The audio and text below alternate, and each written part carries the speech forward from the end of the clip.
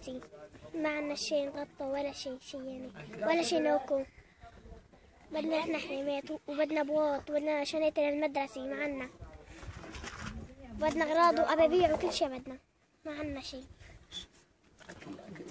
طيب ماك بقدر انت لابسه الشحات؟ برداني. طيب بدي اسألك سؤال، انت بتحبي تتابعي بالثورة ولا بدك ترجعي لعند بشار؟ بدي أتابع بالثورة. ليش بدك تتابعي؟ لأنه بشار عم يقتلنا كمان، عم يقتلنا. أنا ما بحبه إله، بدنا نتابع مع السوريين. ان شاء الله. شكرا إليك. هلا بدي اجي اسال خالتي. خليه يسال خالتي ايه. يعطيك العافية يا أمي. الله يعافيك. انت شو عم تساوي هلا؟ شوفت عينك ليك عم شغالين النار عم تطبخي، ليش ما عندكم غاز يعني؟ ما في الغاز من سنتين ما شفناه. الله يعيننا. خليه لربك كله على الله. بدي اشغل كيف بدي اشغل ما عودتش ولا النور.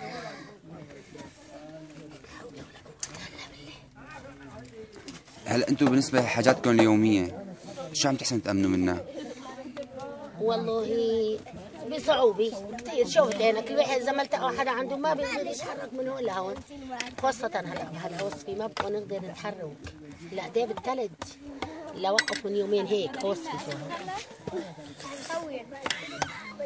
هلا بالنسبة للإدارة المحلية أو الإغاثة أو المنظمات قدموا لكم شيء؟ والله القليل يعني. حوجي يعني لكل شيء، لا شوادير لا غوز لا موزوط لا كل شيء يعني اللي بحب بتعرف يعني. وملابس شتوي لك الاطفال كلها الله يعينه والله العظيم لبس مثل الخلق ما عندهم. واحد ما له قدره الشيء بالنار وما له قدره يشتري يعني. بتعرف قدره غرض 2000 3000 وما في معنى. الله يساعد لك. طيب شو رايك بالحل بالنسبة للأمر هذا؟ ايش رأي الحال؟ ايش بدنا نسوي بقى؟ لحتى الله يفرجه والله يريد. ايش طالع بيدنا؟ هي ابتلاء من رب العالمين ولحتى الله يأذن بالفرج. بندعي وما عم يطلع بيدنا شيء لحتى الله ايش بيدنا يعني؟ امر الله.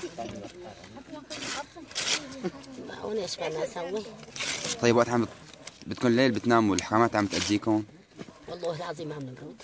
قسم بالله صدق عم بحكي من قلبي انا عم ببرد. عم نبرد وبهالعصفة وبهالثلج وبهالصبرة وهالهيك والله العظيم عم نبرد.